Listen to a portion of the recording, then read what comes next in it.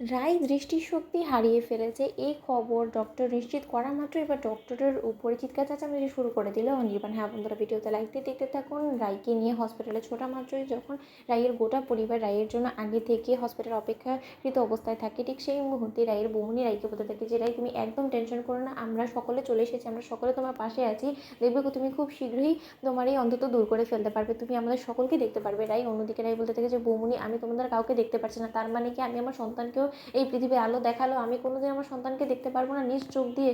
আমি কি সকলের চোখ দিয়ে আমি আমার সন্তানকে দেখতে পারবো? বলো না বৌমনি, তুমি কথা বলছো না কেন? অন্যদিকে রাইয়ের মা থেকে শুরু করে সকলে যখন রাইয়ের এই অবস্থা দেখে অজরে কাঁদতে থাকে, ঠিক সেই মুহূর্তে অনির্বাণ বলতে থাকে নার্সকে যে এখনও ডক্টর এলো না কেন, বলুন সে কখন থেকে আমি অপেক্ষা করে রয়েছি। ঠিক সেই মুহূর্তে যখন ডক্টর সেখানে চলে আসে এবং ডক্টর রাইয়ের সকল আইসাইট পর্যবেক্ষণ করার পর যখন ডক্টর সকলকে নিজের চেম্বারে ডাকায়, ঠিক সেই মুহূর্তে অনির্বাণ বলতে থাকে যে ডক্টর আপনি চুপ করে রয়েছেন কেন, বলুন আপনি কথা বলছেন না কেন?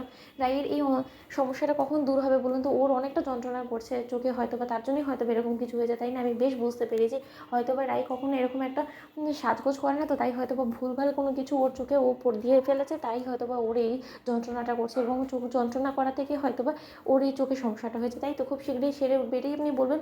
আমি বুঝতে পেরেছি। অন্যদিকে সার্থককে ডক্টর বলতে থাকে যে সার্থক শ্রু, তোমরা নিজেরাও একটা ডক্টর, তাই আমি তোমাদেরকে এই কথাটা বলছি, তোমরা পারলে একটু অনির্বাণ সেনকে বুঝিয়ে বলো রাইয়ের যে রোগটা হয়েছে তার নাম গ্লুকোমা এবং এই রোগটা খুবই বিরল এবং এটা পৃথিবীর কিছু গুণে গুণে কয়েকজন মানুষের মধ্যেই হয় এবং তার মধ্যে রাই অন্যতম। এবং আনফর্চুনেটলি রাইয়ের যে দৃষ্টিশক্তি হারানোর যে সমস্যাটা হয়েছে সেটা খুব সম্ভবত পার্মানেন্ট। রাই হয়তো আর কোনোদিনও নিজের চোখ দিয়ে কোনো কিছুই দেখতে পারবে না এবং রাই নিজের দৃষ্টিশক্তি হারিয়ে ফেলেছে মিস্টার অনির্বাণ সেন। এবং এই বাস্তবতাটা আপনি যত শীঘ্রই মেনে নেবেন ততই আপনার জন্য ভালো এবং ততই আপনি ভালোভাবে রাইকেও এই জিনিসটা বুঝিয়ে দিতে পারবেন এবং রাইকে এখন এই প্রতিবন্ধকতাটাকে নিয়েই মানিয়ে নিতে হবে এবং ও হয়তো নিজের সন্তানকে আর কোনো দিনও নিজের চোখ দিয়ে দেখতে পাবে না। অন্যদিকে কথা বলা মাত্রই অনির্বাণ চিৎকার করে ওঠে এবং বলতে থাকে যে না, আমি কোনো মতে আপনার কথা মানি না এবং আমি কোনো মতে আপনার কথার উপরে বিশ্বাসও করতে পারছি না। যে রাইকে এখানে আমি সুস্থ সবলভাবে ওকে আমি রেস্ট করতে রেখে এসেছিলাম, সেই রাই হঠাৎ করে ঘুম ভাঙার পর বলছে যে ওর নাকি চোখে সব কিছু ঝাপসা দেখছে,